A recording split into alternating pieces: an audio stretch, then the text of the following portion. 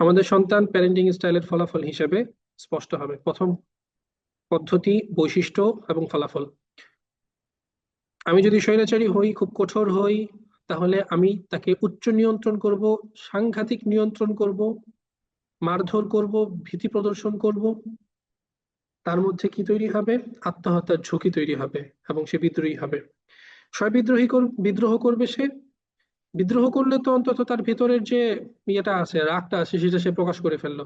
যদি বিদ্রোহী না হয় তাহলে তো আরো ভয়ানক, আত্মহত্যার ব্যাপার থাকবে, ভয় ভয় থাকবে। কারণ সে তো তার যে কষ্ট, সেটা সে প্রকাশ করতে পারছে না।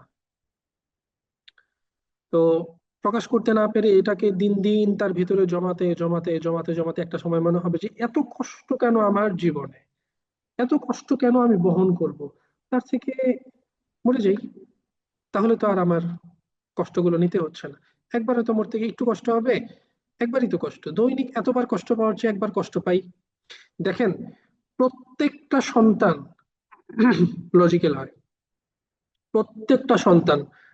এবং তারা প্রত্যেকটা সিদ্ধান্ত লজিক্যালি নেয়। তার লজিক তার কাছে সঠিক, এটা আসলে সঠিক হবে কি হবে না সেটা অন্য ব্যাপার, তার কাছে ওটা সঠিক। তো সেই যখন দেখে যে লজিক্যালি একবার কষ্ট পাওয়া অনেকবার কষ্ট পাওয়ার থেকে সহজ, তখন সে একবার কষ্ট পাওয়ার ব্যাপারটাকে গ্রহণ করে। ফলে আত্মহত্যার ঝুঁকিটা প্রচুর পরিমাণ বাড়ে। আরেকটা হচ্ছে উদাসীন, যারা সন্তানদেরকে লাই দেয়, কোনো নিয়ম নাই, সারাদিন ছাড় দিয়ে রাখে। ফলে কি হয়? আত্মনিয়ন্ত্রণের অভাব হয়। তাদের সন্তানরা কোথাও নিয়ন্ত্রণ করতে পারে না।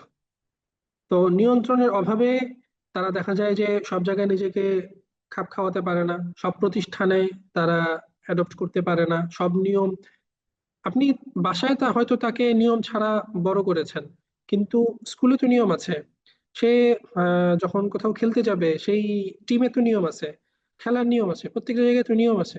তখন তার কাছে মনে হবে যে এত নিয়ম কেন, এত নিয়ন্ত্রণ কেন, ভালো লাগে না আমার। তখন এগুলো বলবে। 3 নাম্বার হচ্ছে আদর্শ নববী। নববী স্টাইল যেটা, সেটা হচ্ছে নিয়ম থাকবে, ভালোবাসাও থাকবে, কোমলতা থাকবে, এই সবকিছুর একসাথে হয়ে এরপরে আমাদের বাচ্চার, আমাদের সন্তান উত্তম সন্তান হবে। এবং এটা হবে তার মানসিক স্বাস্থ্যের জন্য সবচেয়ে কল্যাণকর। এখন আমরা আমাদের ক্ষেত্রে সিদ্ধান্ত নিতে পারি যে আমরা কি ধরনের মা বাবা হব।